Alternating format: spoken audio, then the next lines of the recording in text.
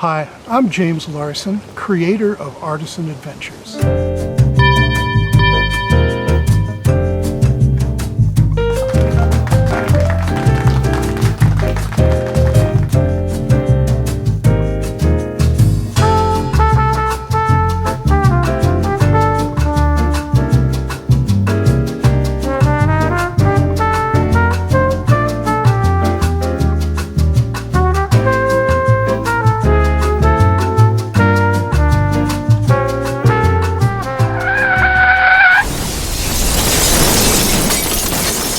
No roots? Are you serious? What's up with that?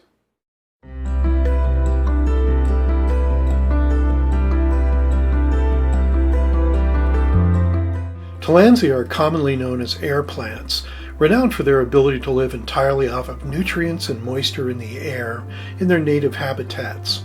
Tillandsia are often found in trees, nestled in the fork of a branch where humidity and dew collects to form moist pockets. Tillandsia is a genus of around 650 species of evergreen, perennial flowering plants in the bromeliad family. Their leaves are covered with specialized cells, trichomes, capable of rapidly absorbing water that gathers on them. Air plants grow in an astonishing array of shapes and sizes.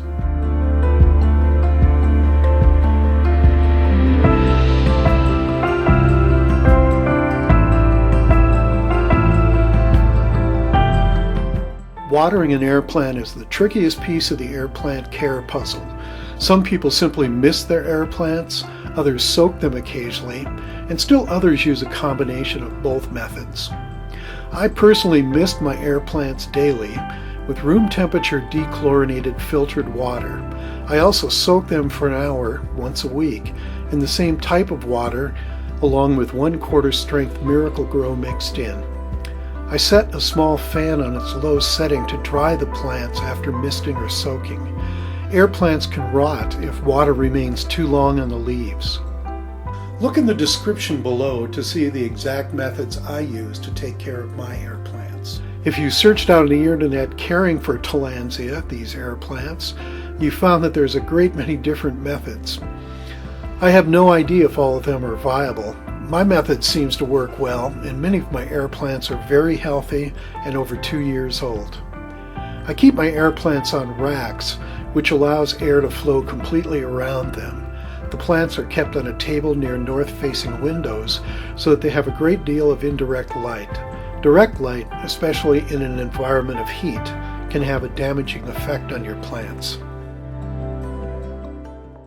One of the most interesting aspects of taking care of air plants is creating displays for them. The ones you're going to see here now, I created out of much of them from driftwood that I found along the banks of the Yellowstone River near Billings, Montana, where I live. There's some barnwood, air-dry clay, and in a future video I'll show how I make some of these. Right now, just go ahead and listen to the music and take a look at them.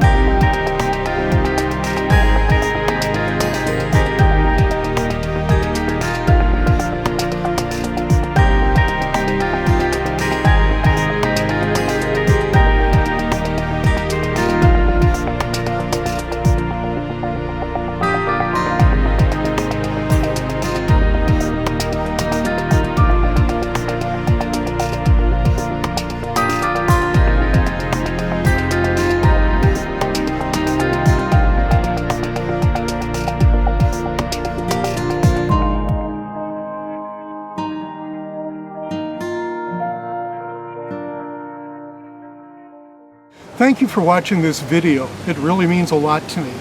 We'll see you real soon on another Artisan adventure.